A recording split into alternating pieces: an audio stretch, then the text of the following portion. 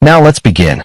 The fluorescent lights of Cedar Grove Elementary flickered as Thomas Murray watched his daughter through the classroom window. Nora sat in the back row, her strawberry blonde hair falling forward as she hunched over her desk, deliberately avoiding eye contact with the other kids. She used to sit in front, hand always shooting up first. That was 3 months ago. Thomas had been a structural engineer for 15 years, building his career the same way he built everything else, methodically, with precision and care. He designed bridges that carried thousands of people safely across rivers, calculated load-bearing capacities down to the pound. Yet he couldn't figure out what was breaking his 10-year-old daughter from the inside out. The teacher, Mrs. Rodriguez, appeared beside him in the hallway. "Mr. Murray, I'm glad you came early. Can we talk?" They walked to her classroom next door. She closed the door and pulled out a folder. "Nora's grades have dropped significantly, but that's not what concerns me most." She slid a drawing across the desk. A stick figure family, but the father figure was crossed out in heavy black marker, separated from the others by a dark wall.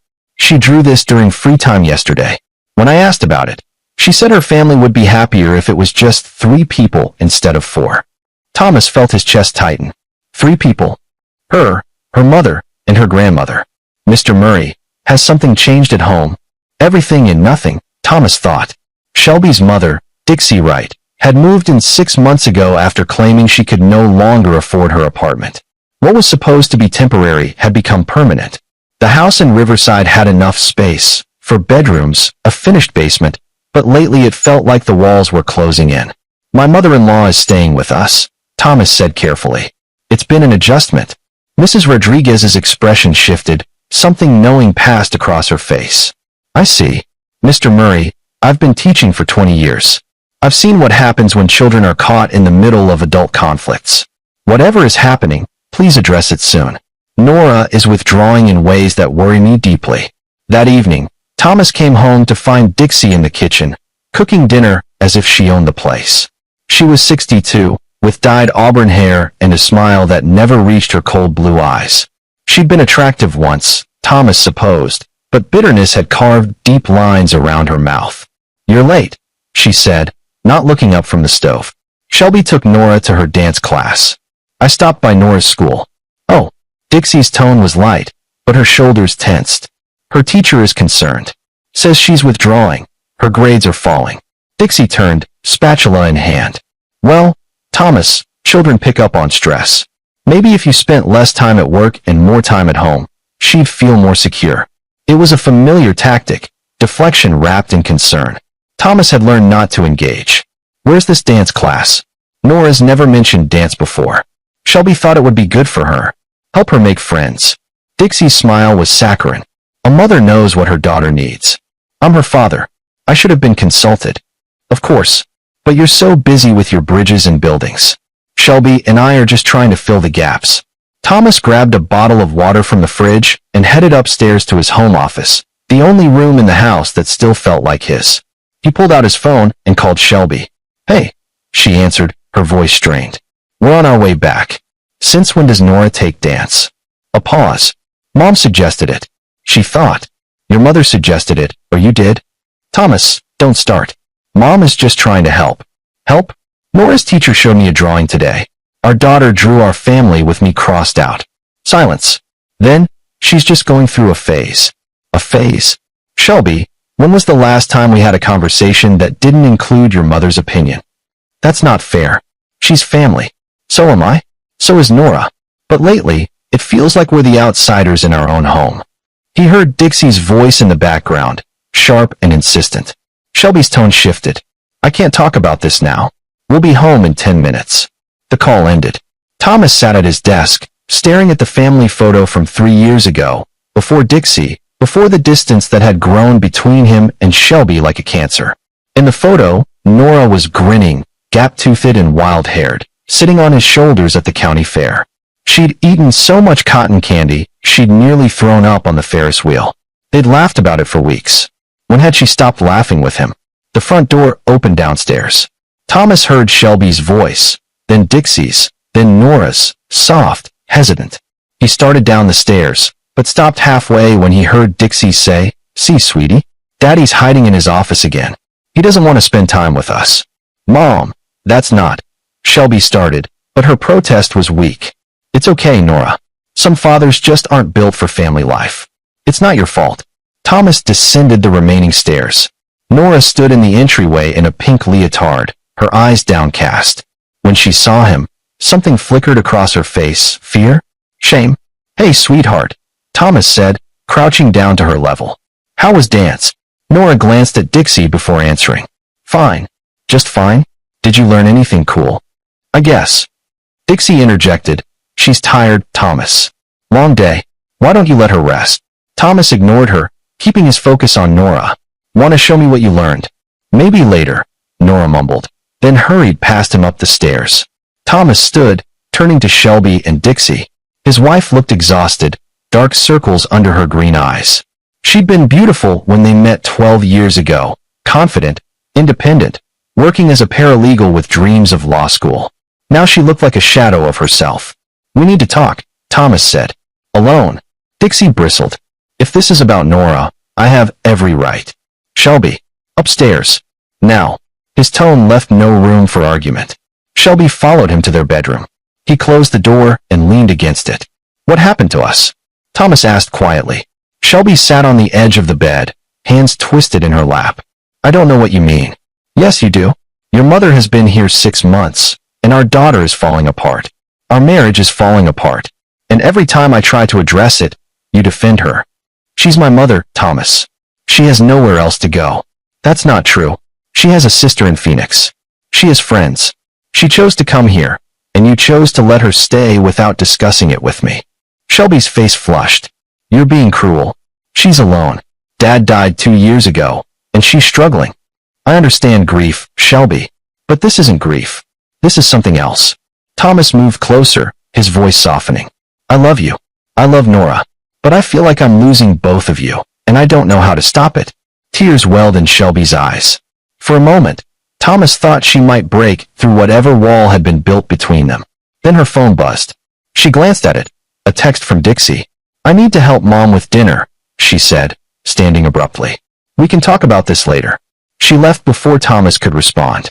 He sat on the bed they'd barely shared in months and stared at the ceiling, wondering when his home had become a battlefield where he was fighting a war he didn't know how to win. The next 2 weeks passed in a suffocating routine. Thomas tried to spend time with Nora, suggested Saturday morning breakfasts, movie nights, trips to the park. Each time, Dixie had already made plans. A grandmother-granddaughter spa day, a special shopping trip, a visit to the museum, always phrased as treats, as special bonding time. And Shelby allowed it, every single time. Thomas started documenting everything. As an engineer, he trusted data, evidence, patterns. He noted the times Dixie interrupted his conversations with Nora, the subtle comments that undermined him. Daddy's too busy for that. We shouldn't bother Daddy. He has important work. Daddy gets angry when we're too loud. He'd never gotten angry about noise. He'd built Nora a treehouse last summer, helped her catch fireflies, taught her to ride a bike. But those memories were being erased, rewritten in real time. On Thursday evening, Thomas came home early, hoping to surprise Nora. He parked in the garage and entered through the kitchen door, quiet on his feet. Voices drifted from the living room. Your daddy doesn't understand how special you are, Dixie was saying. He's always working, always distracted. But Grandma and Mommy, we see you. We love you. But Daddy works hard for us, Nora's small voice replied. Oh, sweetie. He works because he wants to, not because he has to. If he really loved you, he'd make time. He'd choose you over his job. Thomas stood frozen in the hallway. Does he wish I wasn't born? Nora asked, her voice breaking. Now, I didn't say that. But sometimes adults have children because they think they should, not because they really want to. And then they realize how much work it is, and they regret it. Dixie, that's enough. Shelby's voice, finally showing some steel. I'm just being honest with her, Shelby. Better she knows now than gets her heart broken later. Thomas stepped into the room. All three of them startled. Nora's face went pale.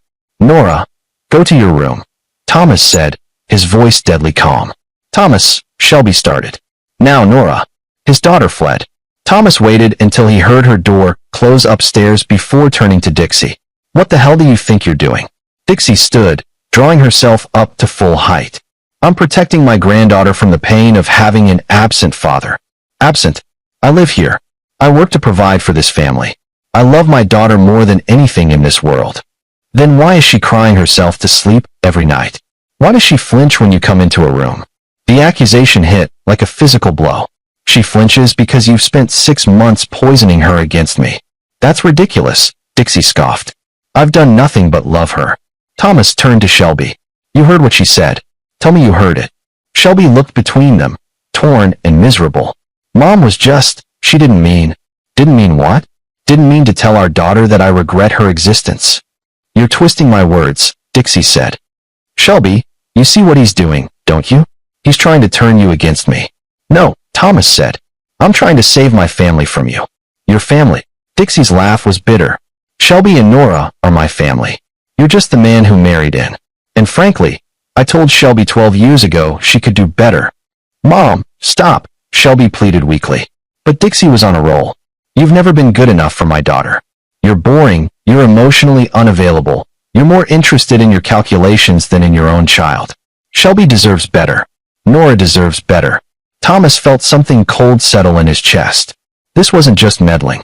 This was intentional, calculated destruction. Get out of my house. It's Shelby's house too. Shelby, tell him I'm staying. All eyes turned to Shelby. She stood there, silent, her face crumbling. The silence stretched until Thomas couldn't bear it anymore. Fine, he said. I'll leave. He grabbed his keys and walked out, got in his car, and drove aimlessly through Riverside's quiet streets. His phone rang. Shelby. He sent it to voicemail. It rang again. Again. 5 times before she stopped trying. Thomas ended up at the office, sitting alone in the dark conference room overlooking the city. He'd built his career on understanding how structures hold together, how to calculate the exact point where stress becomes too much and something collapses. His family was at that point. Past it maybe. His phone buzzed.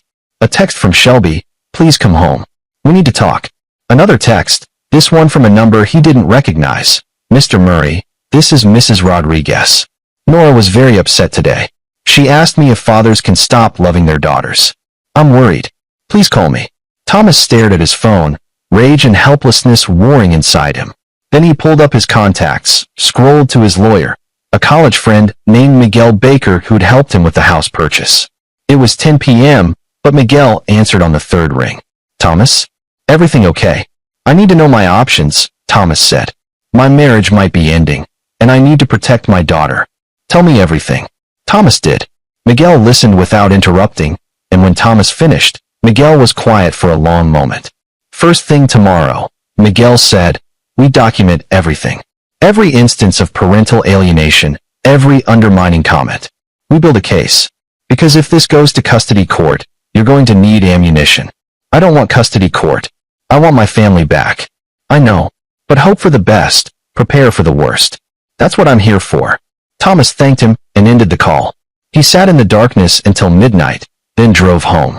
The house was dark except for one light, Nora's room. He could see her shadow moving behind the curtains, too late for a 10-year-old to still be awake. He let himself in quietly. Dixie's bedroom door was closed. Shelby was asleep in their bed, or pretending to be. Thomas climbed the stairs to Nora's room and knocked softly. Come in, came the small voice. Nora sat on her bed, surrounded by stuffed animals, her eyes red from crying. Thomas sat beside her, and for a moment, neither spoke. Daddy, Nora finally whispered. Do you love me? Thomas pulled her into his arms, holding her tight. More than anything in the entire world. You are the best thing that ever happened to me. Nothing will ever change that. Grandma said. Grandma is wrong. Completely, totally wrong. I will spend every day for the rest of my life proving that to you, okay? Nora nodded against his chest. They sat like that until she fell asleep, and Thomas carefully tucked her in. As he stood to leave, he noticed her backpack by the door, partially open. Inside was a notebook, and on the visible page, written in her careful handwriting, ways to be less trouble for Daddy. The list destroyed him. He closed her door quietly and went downstairs to the kitchen, where he found Shelby waiting, her face drawn and pale. We need to talk, she said. Yes, Thomas agreed. We do. They sat at the kitchen table, the same table where they'd shared thousands of meals, where they'd told Nora she was going to be a big sister before the miscarriage, where they'd laughed and planned and built a life. Now it felt like a negotiating table. Your mother has to go, Thomas said without preamble. Shelby's hands wrapped around a cold mug of tea. She has nowhere to go. That's not true, and we both know it. She has options. What she doesn't have is the right to destroy our daughter's sense of self-worth. She's not. Stop. Please stop defending her. I found a list in Nora's backpack. Ways to be less trouble for Daddy. Our daughter thinks she's a burden to me because your mother has spent 6 months telling her exactly that. Shelby's face crumpled. I didn't know it had gotten that bad. Because you haven't been paying attention. Or you have been, and you've chosen your mother over us.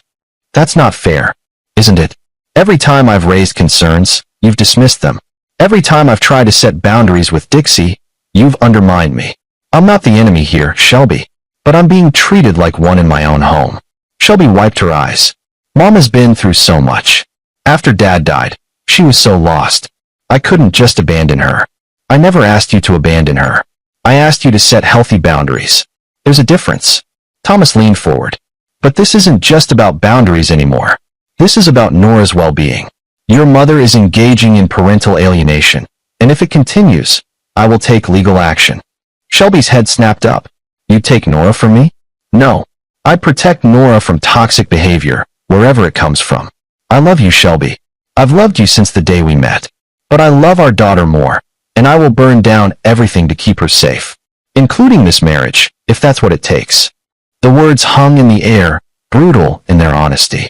Shelby stared at him, and Thomas saw the moment she truly understood how serious this was.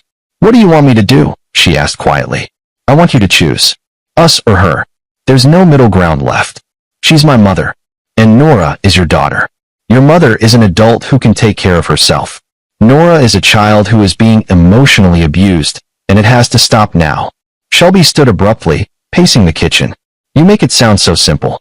It is simple. Not easy, but simple. If I ask her to leave, she'll never forgive me. If you don't ask her to leave, Nora may never forgive you. And neither will I.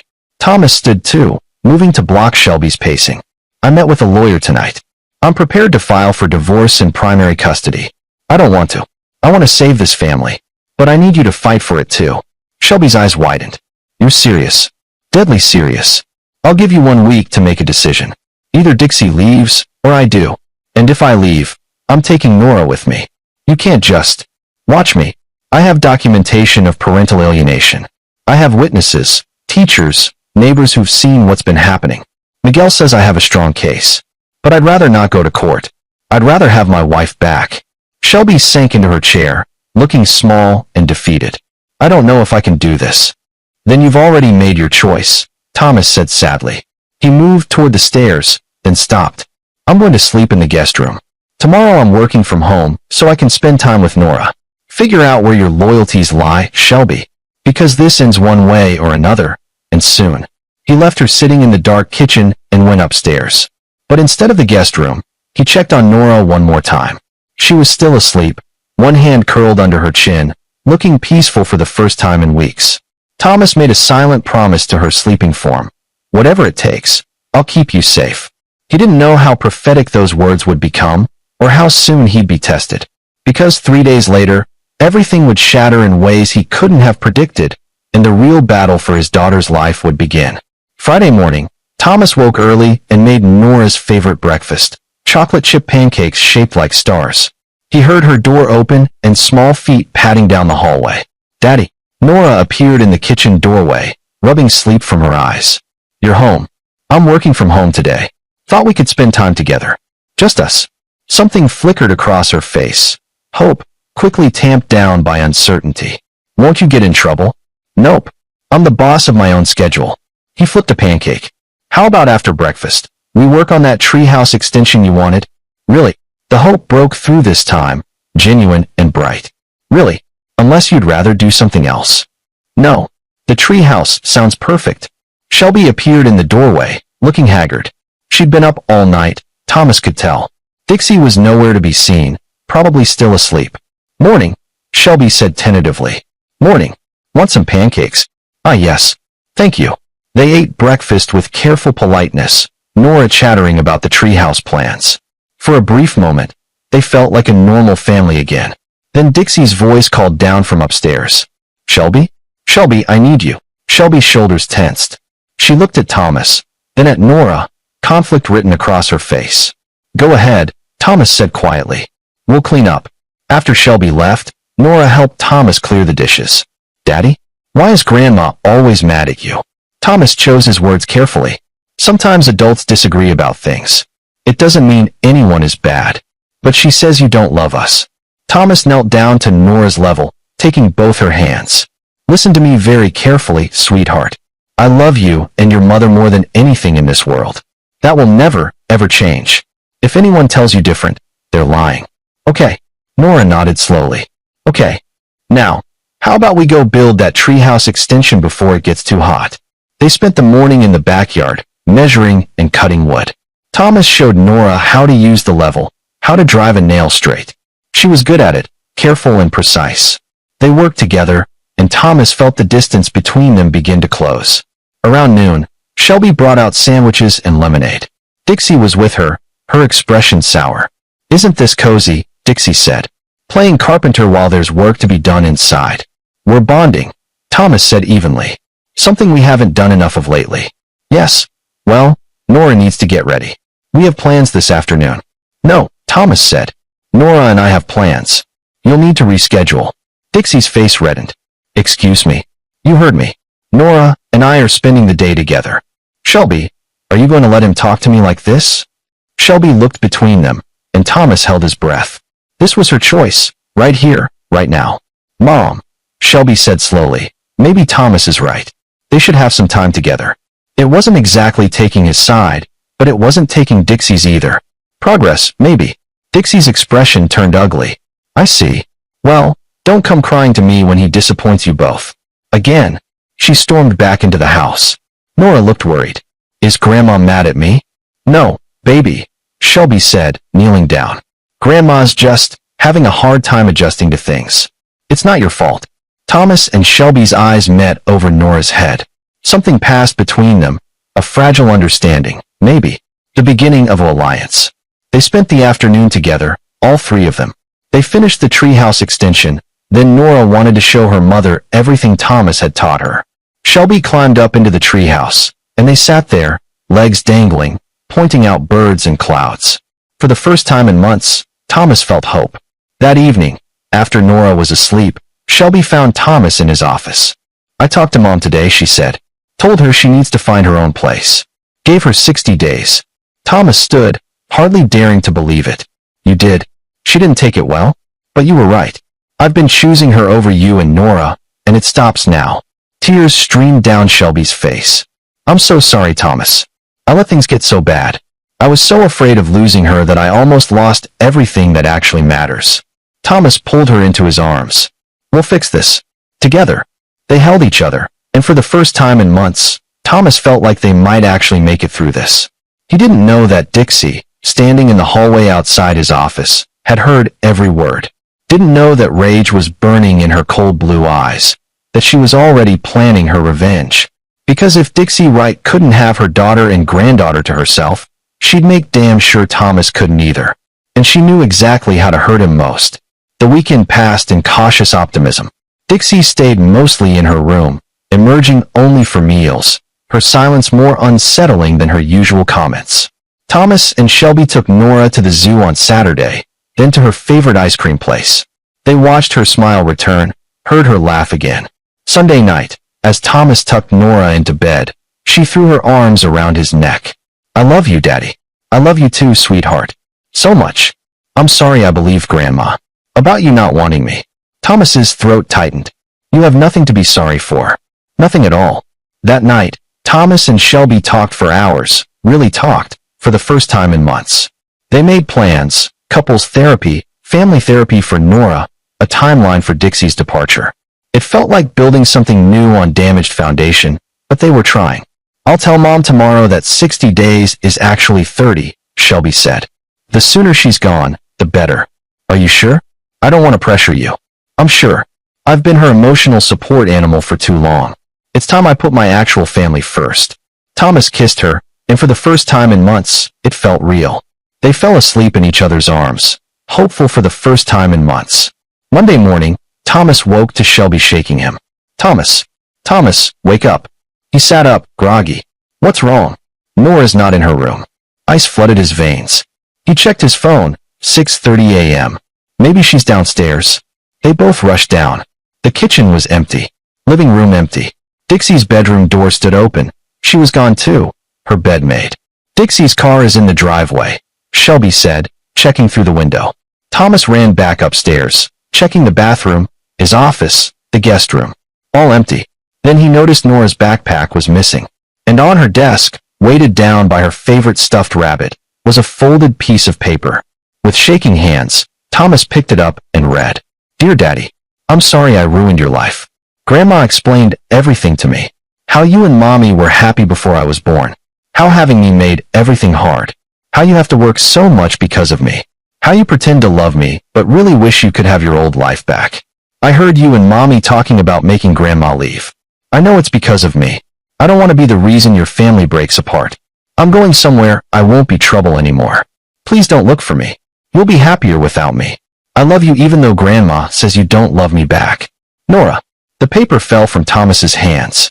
Shelby picked it up, read it, and her face went white. Oh God. Oh God.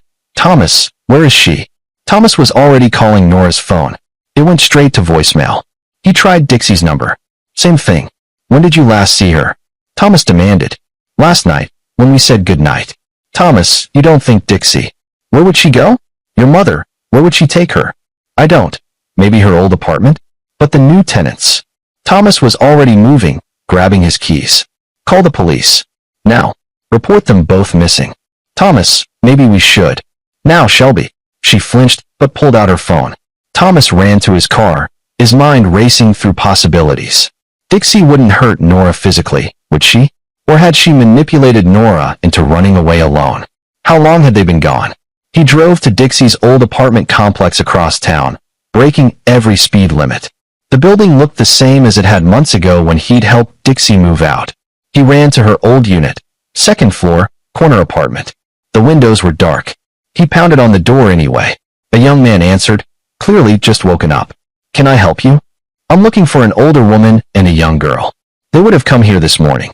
Haven't seen anyone, man. Just moved in last month. Thomas's phone rang. Shelby. The police are sending someone to the house. They need a recent photo of Nora.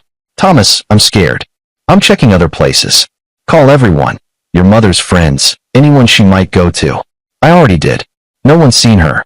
Thomas, what if? She didn't finish the sentence.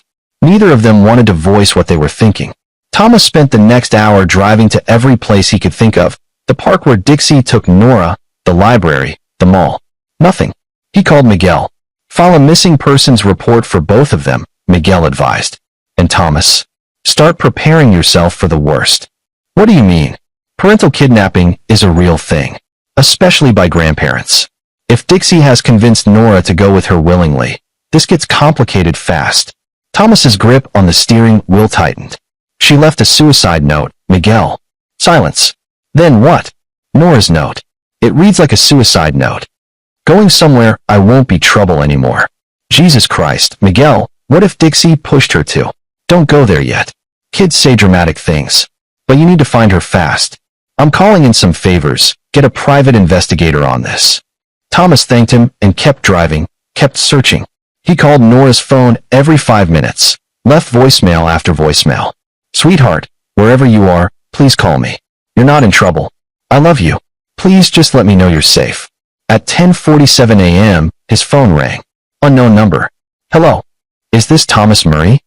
A woman's voice, professional. Yes, who is this? This is Riverside General Hospital. Sir, your daughter is in the ICU. You need to come immediately. The world tilted. What happened? Is she? Sir, please come to the hospital. 4th floor, ICU. Ask for Dr. Patterson. The call ended. Thomas was already turning the car around, dialing Shelby with shaking hands. They found her. Hospital. Meet me there. He didn't wait for her response. He pushed the car to 90 miles per hour, running red lights, not caring about anything except getting to his daughter. The 15-minute drive took 8. He abandoned his car in the emergency lane and ran inside, not stopping until he reached the 4th floor. A doctor met him, a woman in her 50s with kind eyes. Mr. Murray? I'm Dr. Patterson. Your daughter was brought in by ambulance about an hour ago. What happened? Where is she? She's stable now, but it was close. A jogger found her on the Old Mill Bridge around 9 this morning. She'd climbed up on the railing. Thomas felt his knees buckle.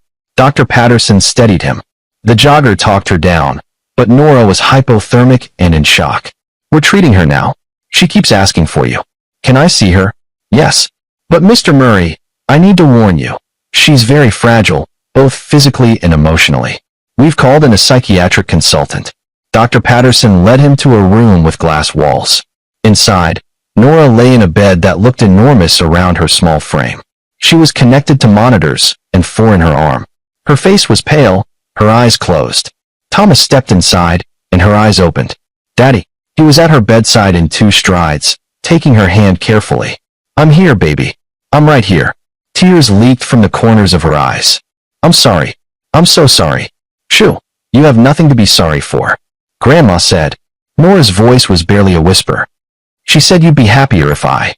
Thomas felt rage and grief were inside him. He pushed both down, focusing only on his daughter. Grandma was lying. Do you understand me? She was lying about everything. But she said. I know what she said. And none of it was true. Not one word. You are the best thing in my life. The very best thing. I love you more than breathing. Nora sobbed, and Thomas held her as carefully as he could, mindful of the 4 and monitors. I got so confused, she cried. Grandma kept saying things, and Mommy didn't stop her, and I thought maybe it was true. Where is your grandmother now? I don't know. She drove me to the bridge this morning. Said we were going somewhere special. But when we got there, she told me to get out of the car. She said this was the best place for me to go. That you'd understand. That you'd be relieved. Thomas's blood turned to ice. She brought you to the bridge? Nora nodded against his chest. She said jump, and all the pain would stop. That I wouldn't be a burden anymore. But I couldn't do it. I was so scared. I stood on the railing, and I kept thinking about you teaching me to ride my bike, and reading bedtime stories, and building the treehouse. And I couldn't. Thank God. Thomas breathed. Thank God you couldn't. The jogger lady came and talked to me.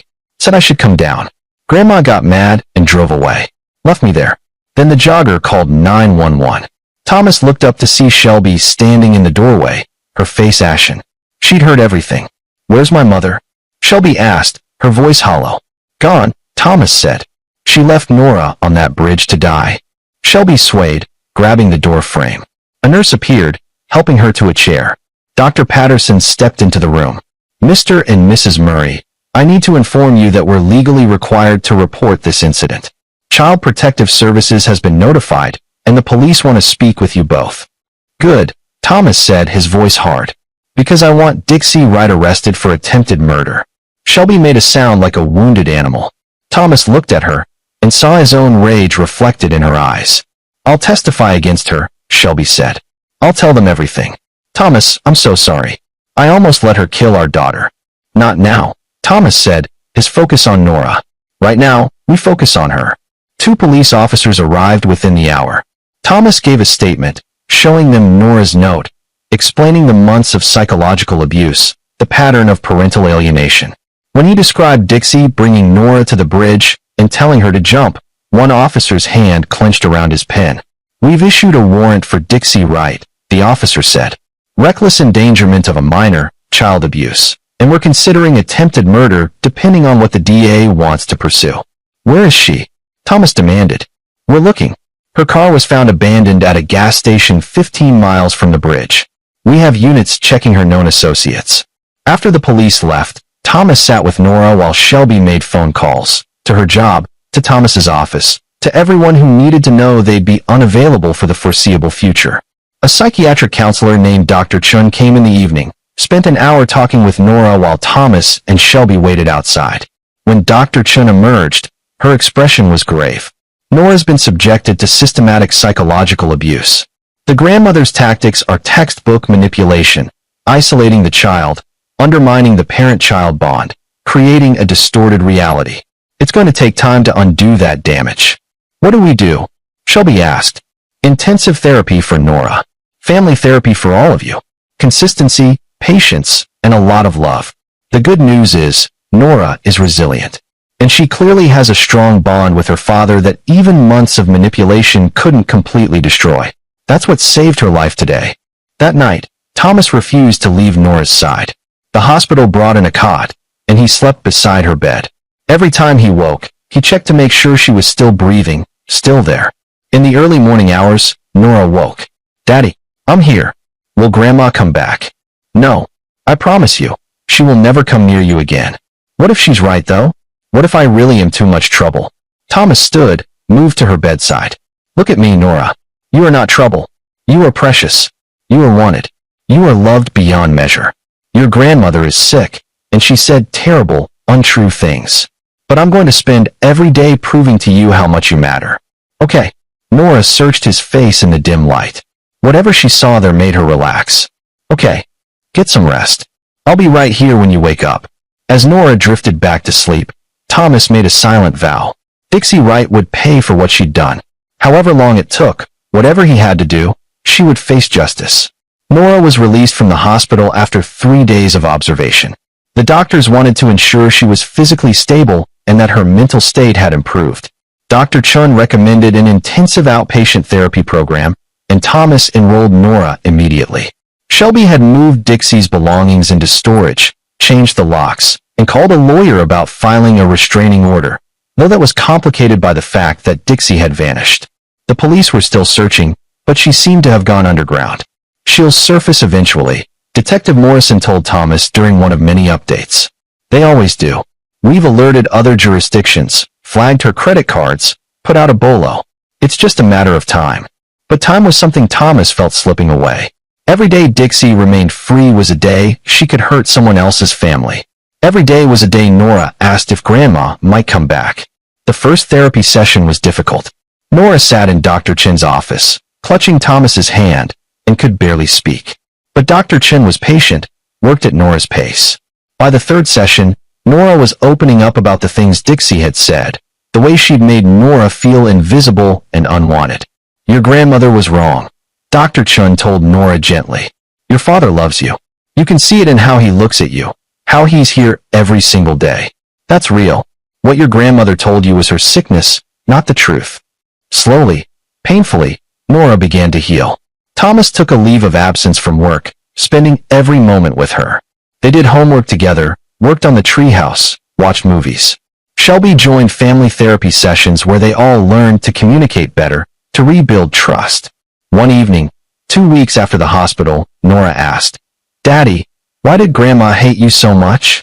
Thomas had wondered the same thing. He'd asked Shelby, who'd finally opened up about her mother's history. "Your grandma never got over losing control," Shelby had explained. "After my dad died, I was all she had. When I married Thomas, when we had you, she felt like she was losing me. So she tried to destroy what we had so she could have me back.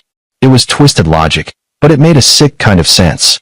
To Nora, Thomas said, "Some people have so much hurt inside them that they hurt others.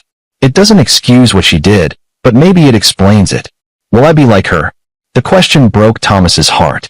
"No, sweetheart. You're kind and brave and good. You're nothing like her." 3 weeks after the bridge incident, Detective Morrison called. "We found her." Thomas's pulse quickened. "Where?" "Phoenix, staying with her sister. We're coordinating with Arizona police to bring her back for prosecution. Thought you'd want to know." "When?" "Hopefully within the week. The DA is building the case." With Nora's statement, the note, the hospital records, and witness testimony from the jogger who saved her, it's solid. Thomas thanked him and hung up. When he told Shelby, she surprised him by crying, not from sadness, but relief. "It's really over," she said. "She can't hurt us anymore." But it wasn't over. Not quite. Because 5 days later, Dixie's lawyer called. She was fighting extradition, claiming she'd done nothing wrong, that Thomas had brainwashed Shelby and Nora against her. She wanted visitation rights with her granddaughter. Miguel exploded when he heard. "She's delusional. No judge will grant that. Can she drag this out?" Thomas asked. "She can try, but she'll lose. The evidence is overwhelming." Still, the thought of Dixie fighting, of Nora potentially having to testify in court, made Thomas sick. He lay awake at night, thinking of ways to end this faster, to protect his daughter from more trauma. Then an idea formed. Dark, perhaps illegal, but effective. He called his old college roommate, Chuck Rich, who'd gone into investigative journalism. "I need everything you can find on Dixie Wright. And I mean everything." Chuck was silent for a moment. "Thomas, what are you planning?" "To make sure she can never hurt my family again. Can you help or not?" "Give me a week." 6 days later, Chuck sent a file. Thomas opened it and felt his eyebrows raise. Dixie's life was a trail of destruction. 2 previous husbands before Shelby's father, both divorces citing emotional abuse. A restraining order from one ex, multiple jobs lost due to conflicts with co-workers. A pattern of manipulation that went back decades. But the real gold was recent. Evidence that Dixie had been skimming money from Shelby's joint account with Thomas, small amounts at a time. Nearly $15,000 over 6 months. She was funding her own apartment the whole time, Miguel said when Thomas showed him. The sob story about being broke was a lie. Thomas felt the pieces click into place. He called the DA's office and shared the financial records. Then he called Chuck back. "I want this story published. All of it. Her history, what she did to Nora, the pattern of abuse. Can you make that happen?" "Thomas, you sure about this? It'll be public. Nora will see it eventually. Nora deserves to know the truth. The whole truth. And Dixie Wright deserves to have her name attached to what she is, a child abuser." The article ran in the Riverside Tribune 3 days later. Grandmother's Campaign of Terror. How psychological abuse nearly cost a child her life. It was damning, detailed, sourced impeccably. Within hours, it had been picked up by state media. By the next day, it was national news. Dixie's lawyer stopped fighting extradition. She was brought back to Riverside in handcuffs, photographed by every news outlet. Her face was everywhere, the grandmother who'd tried to destroy her own family. The public court of opinion had convicted her before the trial even began. When the trial date was set, Thomas prepared Nora carefully. "You might have to tell the judge what happened, but I'll be right there. And so will Mom.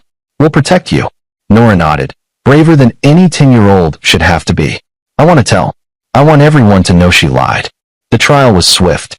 Dixie's defense tried to paint her as a concerned grandmother, but the evidence was overwhelming. The note, the hospital records, the jogger's testimony that Dixie had told Nora to jump, then drove away. The financial fraud, the documented pattern of abuse. Nora took the stand on day 3. Thomas watched from the gallery, his hands clenched so tight his knuckles were white. But Nora spoke clearly, calmly, telling the truth with a strength that made him burst with pride. When asked if she loved her grandmother, Nora said, "I thought I did. But Dr. Chun says love shouldn't hurt this much. Real love doesn't make you want to die." There wasn't a dry eye in the courtroom. The jury deliberated for 90 minutes. Guilty on all counts: child endangerment, child abuse, attempted murder, and financial fraud. At sentencing, the judge addressed Dixie directly. "You betrayed the sacred trust between grandparent and grandchild. You weaponized a child's love against an innocent man. You manipulated, you lied, and when your scheme fell apart, you brought a 10-year-old to a bridge and told her to jump. I've seen many things in my career, but few as calculated and cruel as your actions." She sentenced Dixie to 15 years in prison. Thomas felt the weight he'd been carrying for months finally lift. When he looked at Shelby, she was crying. When he looked at Nora, she was holding her mother's hand, and she looked free. Outside the courthouse, reporters swarmed. Thomas made a brief statement. "My daughter is the bravest person I know. She survived something no child should ever face. We're focusing now on healing, on being a family, on moving forward. Justice has been served." As they drove home, all 3 of them together in Thomas's car, Nora said, "Daddy, can we work on the treehouse when we get home?" Thomas met Shelby's eyes in the rearview mirror. She smiled, and he smiled back. "Absolutely," Thomas said. "In fact, I think it's time we build a second level. You're getting bigger, you'll need more room. Can we put in a slide? One that goes all the way to the ground. We can do whatever you want, sweetheart." They spent the rest of the drive planning the treehouse expansion, talking about normal things, being normal. Thomas knew the healing would take time. They still had family therapy. Nora still had nightmares sometimes. Shelby was working through her own guilt about not stopping her mother sooner. But they were together. They were safe. And Dixie Wright would spend the next 15 years behind bars, unable to hurt anyone. 6 months later, the treehouse was complete. 2 levels, a slide, a rope bridge connecting to a second tree, and a zipline Thomas had installed with Miguel's help. Nora hosted her first sleepover there with 3 friends from school, girls who'd stuck by her even when the news coverage made her famous in the worst way. Thomas and Shelby watched from the kitchen window as the girls laughed and screamed, being kids. "She's going to be okay," Shelby said softly. "Yeah," Thomas agreed. "We all are." Miguel stopped by with his wife, bringing beer and stories. They sat on the back deck, adults talking adult things while the kids played. It felt wonderfully ordinary. "How's the new project going?" Miguel asked. Thomas had started his own engineering firm, wanting more control over his time. "Good. Growing slowly, but that's fine. I like being able to set my own hours, be there for Nora." "Speaking of which," Miguel's wife said, "my sister's school is looking for someone to teach a workshop on engineering. Thought Nora might enjoy it." "I'll ask her," Thomas said. "She's been interested in building things lately. Wonder where she got that." They laughed. Normal conversation. Normal life. That night, after the sleepover girls had been picked up, Nora came to Thomas's office where he was reviewing blueprints. "Daddy, can I ask you something?" "Always." "Do you think Grandma will ever say she's sorry?" Thomas considered the question. Dixie had shown no remorse at trial, maintained she'd done nothing wrong. "I don't know, sweetheart. Some people can't admit when they're wrong. Dr. Chun says I can forgive her anyway, even if she doesn't say sorry. Not for her, but for me." "That's true. Forgiveness is about letting go of anger so it doesn't poison you. But forgiveness doesn't mean forgetting or letting her back into your life." Nora nodded slowly. "I don't think I'm ready to forgive her yet. Is that okay?" "Completely okay. You take all the time you need. There's no rush." "Okay." Nora hugged him. "Love you, Daddy." "Love you too, Nora. More than anything." After she left, Thomas sat in the quiet of his office and thought about revenge. He'd gotten it. Dixie was in prison, her reputation destroyed, her freedom gone. But the real victory wasn't her punishment. The real victory was this: his daughter, healthy and healing. His marriage, stronger than before. His family, intact. Dixie had tried to destroy them, and she'd failed spectacularly. Sometimes, Thomas thought, the best revenge is simply living well. A year after the trial, Nora's therapist declared her ready to step down to maintenance sessions, once a month instead of weekly. It was a milestone worth celebrating. Thomas took the family to the coast for a weekend, staying in a beach house that overlooked the Pacific. Nora had never seen the ocean before, and her face when she first glimpsed the endless blue horizon made every hardship worthwhile. They built sandcastles, flew kites, collected shells. At sunset, Thomas and Nora walked along the shore while Shelby read on the porch. "The ocean is so big," Nora said, holding Thomas's hand. "It makes me feel small." "In a bad way?"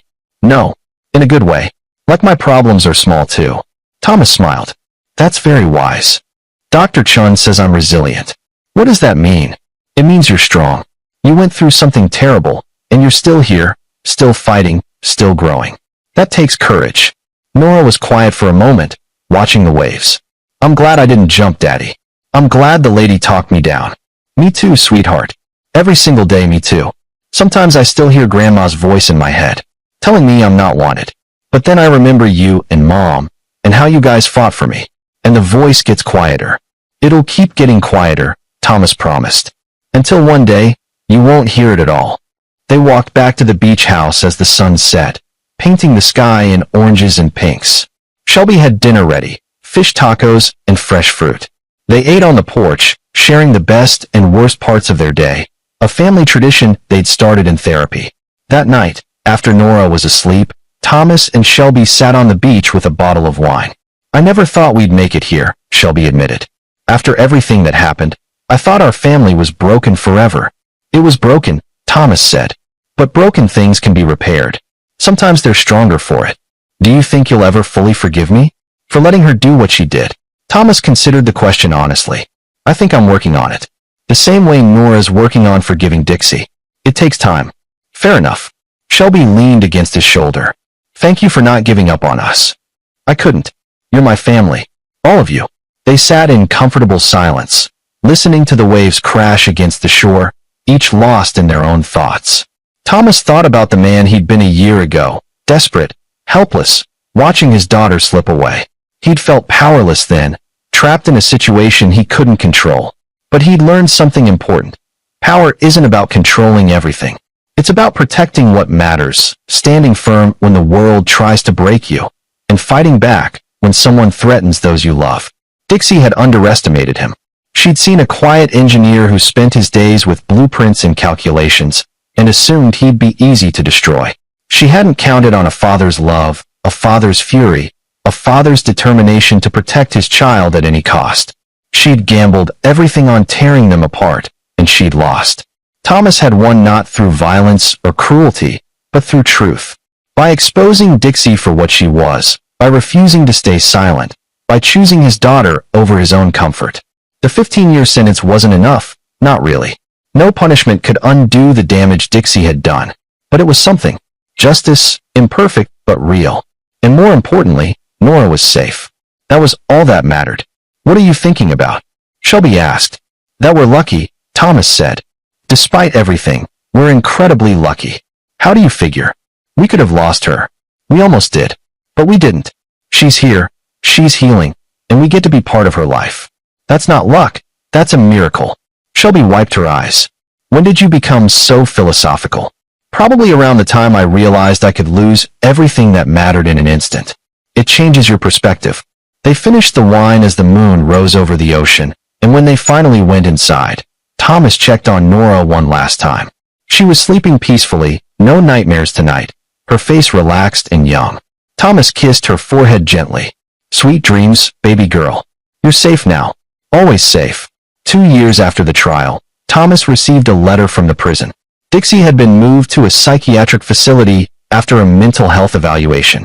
The letter was from her, not an apology, but a rambling justification of her actions, insisting she'd only been trying to help, that Thomas had poisoned everyone against her. Thomas read it once, then burned it in the fireplace. He didn't share it with Shelby or Nora. Some things were better left unacknowledged. Nora was thriving now. She joined the robotics club at school, made new friends, brought home report cards filled with A's and B's.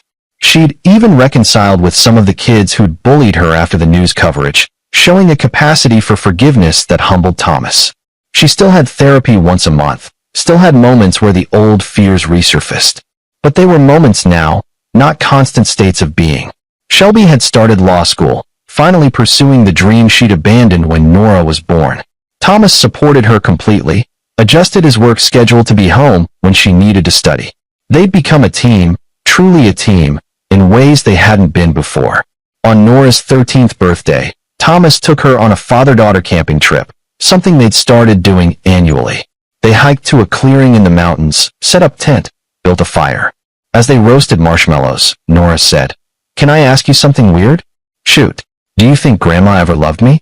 Really loved me?" Thomas thought about it carefully. "I think she loved the idea of you. Of having a granddaughter she could control, who would need her. But real love doesn't manipulate. Real love doesn't tear people down. So no, I don't think what she felt was love. Not the way I understand it. That's sad.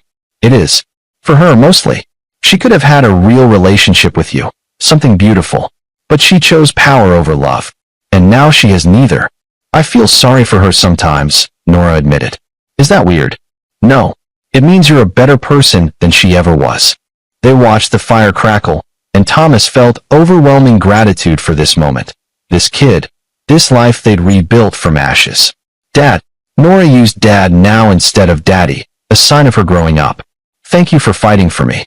For not giving up. Always, Nora. Always. I know that now. I really know it." She smiled at him across the fire. "I'm glad I'm your daughter. I'm glad you're my daughter too. Best thing that ever happened to me." They stayed up late talking about everything and nothing, school, friends, her dreams of becoming an architect like him. When they finally crawled into their sleeping bags, Thomas lay awake listening to her breathe. This miracle child who'd survived and thrived despite everything. He thought about revenge again, about how he'd orchestrated Dixie's downfall. The publicity, the exposure, the systematic dismantling of her defenses until there was nowhere left to hide. Some people might call it cruel. Thomas called it justice. Because monsters shouldn't get to hide in the dark, protected by family loyalty and social niceties. Sometimes, the only way to stop a monster is to drag it into the light and let everyone see what it really is. Dixie Wright had tried to kill his daughter, emotionally and eventually physically. She'd nearly destroyed his family. She'd earned every second of her prison sentence, every bit of public shame, every lost relationship and destroyed reputation. And Thomas had made sure she got exactly what she deserved. That wasn't revenge. That was accountability. And if there was satisfaction in watching her fall, well, Thomas was only human. He'd never claimed to be a saint. The next morning, they packed up camp and hiked back to civilization. As they drove home, Nora talked excitedly about the robotics competition her team had qualified for, about the boy in her math class who'd asked her to the 8th grade dance, about normal teenage concerns that filled Thomas with joy. This was victory, not Dixie's imprisonment, though that helped. Victory was his daughter being able to think about dances and competitions instead of whether her father loved her. Victory was rebuilding what had been broken and making it stronger. Victory was this moment, this drive, this conversation. Everything else was just epilogue. 5 years after the bridge, Thomas stood in the crowd at Nora's high school graduation. She walked across the stage to accept her diploma, honor cords draped around her neck, and when she spotted him in the audience, she grinned and waved. Thomas's chest felt like it might explode with pride. After the ceremony, Nora ran over, Shelby right behind her. They took photos, made plans for the celebration dinner, laughed at the ridiculous mortarboard decorations Nora's friends had created. A woman approached, older, professional-looking. "Excuse me, are you Thomas Murray?" Thomas tensed automatically. "Yes. I'm Dr. Sarah Kim. I've been following your daughter's case since the trial. I'm writing a book about parental alienation and its long-term effects. Would you be willing to be interviewed?" Thomas glanced at Nora, who shrugged. "It's up to you, Dad." "What's the goal of the book?" Thomas asked. "To help other families recognize the signs early, before it gets to the point your family reached. To provide resources, raise awareness.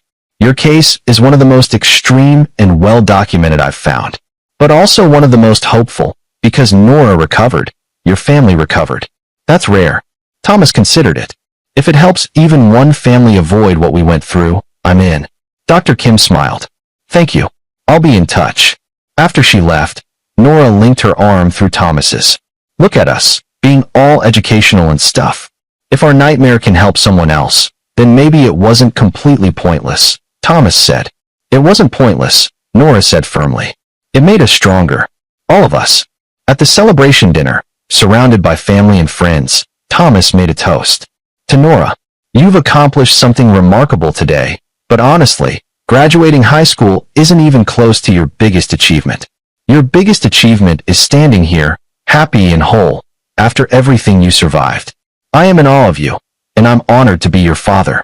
Nora's eyes glistened, but she smiled. "Dad, you're going to make me cry into my pasta." Everyone laughed, and the moment passed into normal family celebration. But later, when they got home, Nora found Thomas in his office. "Hey Dad, that thing you said at dinner, did you mean it?" "Every word." "I'm proud of me too," Nora said. "I didn't think I would be. For the longest time, I was just ashamed of what happened, of being weak enough to believe Grandma's lies. But Dr. Chin helped me understand that being manipulated doesn't make you weak. Fighting back makes you strong." "You fought back," Thomas agreed. "You fought so hard." "We all did." Nora hugged him. "I'm glad we won." "Me too, sweetheart." "Me too." After she left, Thomas pulled out an old photo, the one from Nora's hospital bed, the one he'd kept hidden in his desk drawer. In it, she looked small and broken, hooked up to monitors, her face pale. He looked at that photo sometimes, not to torture himself, but to remember. To remember how close he'd come to losing her. To remember why he'd fought so hard. Then he pulled out a recent photo, Nora at the robotics competition, holding a trophy, grinning at the camera with her whole team around her. Same girl, different worlds. Thomas put both photos back in the drawer and closed it. The past was important, but it didn't define them anymore. They'd survived. They'd healed. They'd won.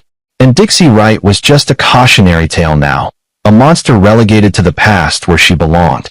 Thomas turned off his office light and went to join his family downstairs, where Shelby and Nora were watching a movie and arguing good-naturedly about whether the physics in the action scenes were realistic. He sat between them on the couch, and they automatically shifted to make room, Nora leaning against his shoulder like she used to when she was small. This, Thomas thought, this is everything. Not revenge. Not justice. Not victory in court. Just this. family, love, safety, home. Everything else was just the price he'd paid to get here. And he'd pay it again 1,000 times over without hesitation. Because in the end, the only thing that mattered was protecting the people you loved. Everything else was just details. And Thomas Murray had always been very, very good with details. This is where our story comes to an end. Share your thoughts in the comments section. Thanks for your time. If you enjoy this story, please subscribe to this channel. Click on the video you see on the screen, and I will see you there.